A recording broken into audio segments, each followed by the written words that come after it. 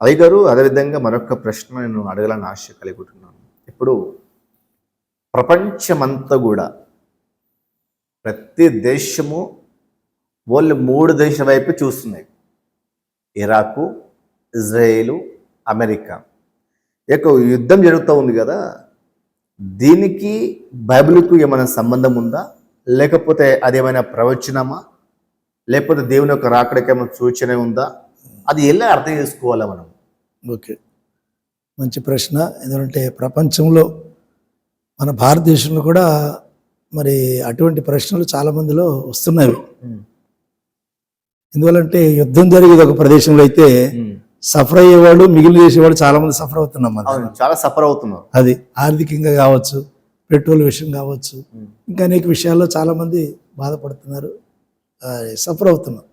కాబట్టి మన ఒక క్రైస్తవులుగా, ఒక సేవకులుగా కొన్ని సంఘటనలు జరుగుతున్నప్పుడు మనం ఇది బైబిల్ ప్రకారం ఎక్కడైనా ఉందా ప్రవచనం తెలుసుకోవాలి. అవును. ఇప్పుడు ఉదాహరణగా భూకంపం వచ్చింది, దానికి కూడా బైబిల్లో ఉంది. అక్కడ ఏ సమయంలో భూకంపం వస్తుంది అది కూడా ఉంది. అది కాబట్టి ఇటువంటి యుద్ధాలు జరిగినా, ఏదన్నా అనుకోని ప్రకృతి వైపు జరిగినా, ఆ తప్పనిసరిగా బైబిల్లో ఒక రిఫరెన్స్ ఉంటుంది. అది అవును. అంటే దేవుడు ముందుగానే ప్రవచనం ద్వారా తెలియజేశాడు. అక్కడ ఎక్కువగా మనకి పాత నిబంధనలో ప్రవక్తలు ఉన్నారు. వాళ్ళు మరి ప్రవచనం, ప్రాఫెసీ అంటాం కదా, ప్రవక్తలు చెప్పేది ప్రవచనాలు అంటారు. అవును. అదేంటంటే సేవకులు, ఇప్పుడున్న సేవకులు బోధించేది వాక్యం అంటారు దాన్ని. ప్రవచనం ఏంటంటే జరగబోయేది ముందుగా తెలియజేసేది ప్రవచనం. అది కాబట్టి మనం యేసుక్రీస్తు ప్రభువారి జన్మదినం కావచ్చు, మరణదినం. జన్మదినం ఏమో మనకి యెషయా 9వ అధ్యాయంలో కనిపిస్తుంది, 7వ అధ్యాయంలో కనిపిస్తుంది.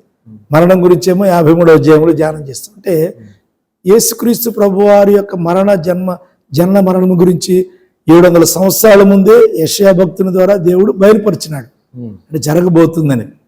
అదేవిధంగా ప్రస్తుతం జరుగుతున్న ఈ ఇరాన్ యొక్క ఇస్రాయేల్ మధ్య యుద్ధం కూడా ఒక ప్రవచనం ఉంది ఒకటి చోట. మనం జాగ్రత్తగా గమనిస్తే నేను ముందు చెప్పినట్టు ఏ ప్రకృతి సంబంధమైనది కూడా తప్పనిసరిగా అందులో భాగంలో ఒక ప్రవక్తల ప్రవచనంలో కనిపిస్తుంది మనకి. ఇది కూడా మీకు ఒక రిఫరెన్స్ చూపిస్తాను. యెషయా గ్రంథము 34వ అధ్యాయం. యెషయా గ్రంథము 34వ అధ్యాయంలో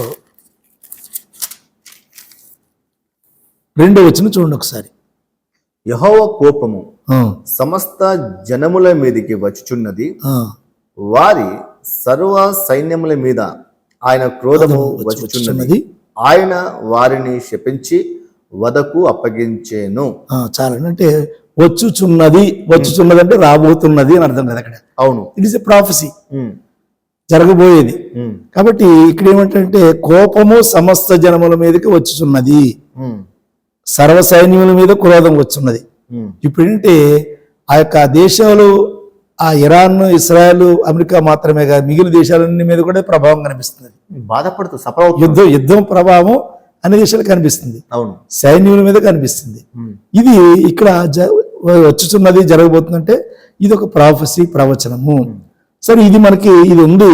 అయితే ఆ దేశానికి, ఇరాన్ దేశానికి ఎట్లా సంబంధం అయింది అంటే దీని కింద 5వ వచనం చూడండి. నిజంగా ఆకాశమందు నా కడగము మత్తిల్లును, ఎదోం మీద తీర్పు తీర్చుటకు నేను శపించిన జనం మీద తీర్పు తీర్చుటకు అది దిగును. ఎదోము దేశం మీద తీర్పు తీర్చుటకని వ్రాయబడ్డది. ఎదోము దేశం అంటే, ఎదోము ఎవరంటే ఏశావుని ఎదోము అంటారు అక్కడ.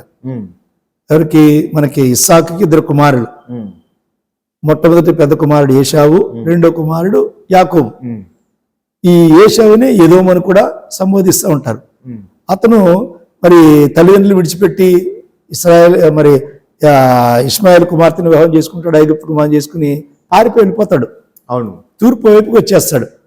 అది ఇప్పుడున్న సౌదీ అరేబియా కావచ్చు, ఇరాన్, ఇరాక్ దేశం అంతా కూడా ఆయన, వాడి సంతానం కూడా, ఎదోము అంటే వాడి సంతానం కూడా కలిసి ఉన్నారు అక్కడ. అందరూ చెప్పినట్టు ఇప్పుడు ఎదోము అనగా ఇస్మాయిల్ సంతానము. ఇస్మాయిల్ కాదు, ఇస్సాకు యొక్క కుమారుడైన ఏశావు సంతానం. ఏశావు సంతానం పెళ్లి చేసుకుంది ఇస్మాయిల్ సంతానం. పెళ్లి చేసుకుంది అక్కడి నుంచి వచ్చింది. వాళ్ళందరూ కూడా అరబీలు అంటారు చాలా వరకు ఇప్పుడు. అరబీలు అంటారు. అది అరబీలు అంటారు, ఆ దేశానికి వచ్చాడు. ఇది ఎదోము దేశం అంటే ఆ దేశాలన్నీ కూడా ప్రస్తుతం అప్పుడు 3,000 సంవత్సరాల ముందు ఈ మాట రాయబడ్డది.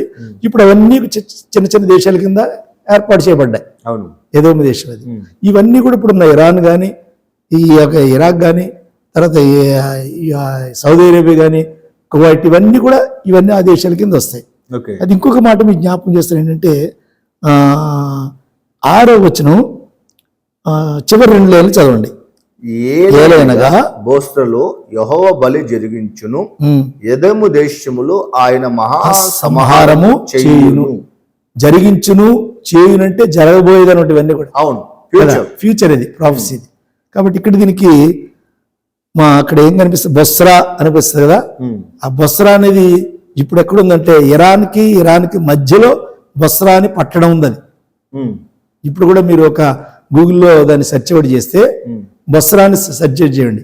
ఇరాన్కి మధ్యలో ఉంటది. అది కూడా కింద ఇప్పుడైతే హెర్మోజ్ జలసంధి చాలా నోటెడ్ అయింది. ఇప్పుడు చాలా మంది పేపర్ అది వస్తుందంటే నౌకలన్నీ కూడా చమురుతోడు నౌకలన్నీ కూడా ఆ జలసంధి నుంచే రావాలి.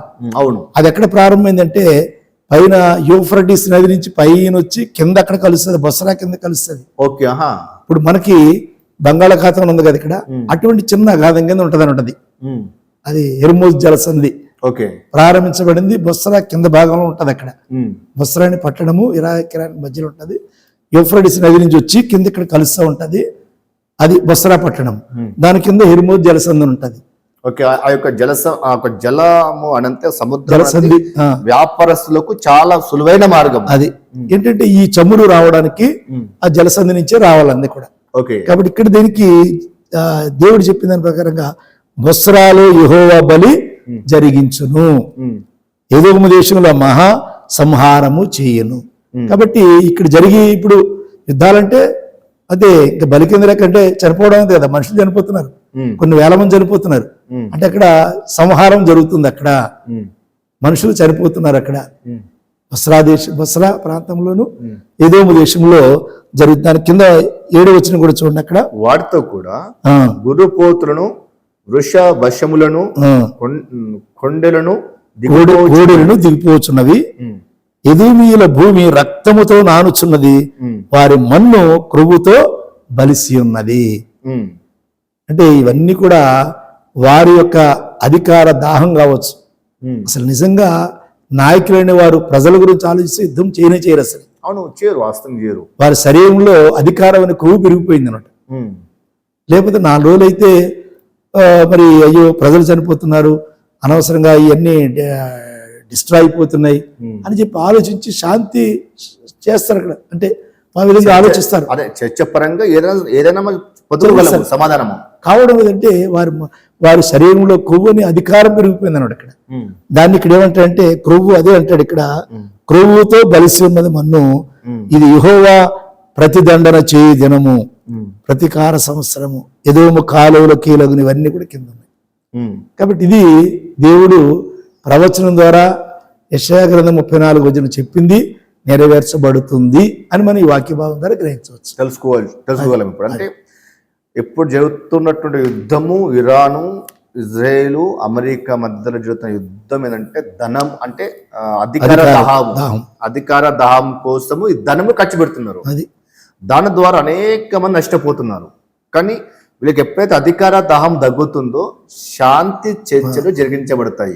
కాబట్టి దీనన్నిటికీ మూల కారణం యెషయా చెప్పిన ప్రవచనమే దీనికి మూల కారణం. కాబట్టి ప్రవచన పరంగానే ఇప్పుడు ఎదోములో రక్తము ప్రవహిస్తుంది. అది రక్తం అనేది ప్రవహిస్తూ అనేక మంది బలిగా అర్పించబడుతున్నారు. కాబట్టి ఇది ఒక ప్రవచనంగా మనము చూస్తున్నాం కదా. ఒక నిమిషం, ఇంకోటి రెండోది ఏంటంటే మనం యేసుక్రీస్తు ప్రభు వారు కూడా మత్తయి సువార్త 24లో చెప్పారు కదా. అవును, అంటే రాబోయే దినాలు యుద్ధం సమాచారం చూస్తారు, భూకంపాలు జరుగుతాయి, ఇవన్నీ కూడా జరుగుతూనే అవి కూడా.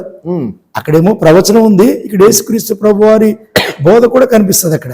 అవును, అంటే యుద్ధం జరుగుతున్నప్పుడు ఇది 2వ రాకడ సూచనగా అనుకోవచ్చు. అక్కడేమో దేవుని యొక్క కోపము, క్రోధము అక్కడ జరుగుతుంది. అక్కడ ఇదేమో రాకడ సూచనలు కూడా మనం అనుకోవచ్చు. మనం అంత ప్రశ్నలు అది కూడా ఉంది. యుద్ధము ప్రాఫెసీ ఉందా, లేకపోతే రెండవ రాకడ సూచన అన్నారు కదా, అవును అవును రెండవ రాకడ సూచన కూడా మనం అనుకోవచ్చు. ఉమ్, ఏది బైబిల్ ప్రకారంగా 24వ అధ్యాయము మత్తయి సువార్తలో యేసుక్రీస్తు ప్రభువారు ఏదైతే చెప్తారో ఉమ్, శిష్యులు అడుగుతారు రాకడ సూచనలు ఏంటి అన్నప్పుడు ప్రభువారు చెప్తారు. ఉమ్, యుద్ధముల సమాచారం ఉంటారు, భూకంపాలు కరువులు వస్తూ ఉంటాయి అంటారు. కాబట్టి ఇప్పుడు జరుగుతున్న దాని యుద్ధం బట్టి కూడా అని రెండవ రాకడ సూచన కూడా దగ్గరైందని కూడా అనుకోవచ్చు. ఉమ్. కానీ ఒక కండిషన్ ఏంటంటే అది 24వ అధ్యాయంలో 14వ వచనం చూడండి. అది చూసినప్పుడు అప్పుడు మనకు తెలుస్తుంది అక్కడ 24 14. ఈ రాజ సువార్త సకల జనములకు సాక్షార్థమై లోకమంతటా రక్తింపబడును, అటు తర్వాత అంతము వచ్చును. ఇది ఉమ్, అంటే లోకమంతా కూడా సువార్త అంటే యేసుక్రీస్తు గురించి సువార్త ప్రకటించబడవలసిన అవసరం ఉంది. ఉమ్, అప్పటి వరకు యుద్ధాలు చూస్తాం, భూకంపాలు చూస్తాం, ఉమ్, ఈ ప్రకృతి తెగులు చూస్తాం, అన్ని చూస్తూ ఉంటాం. ఉమ్.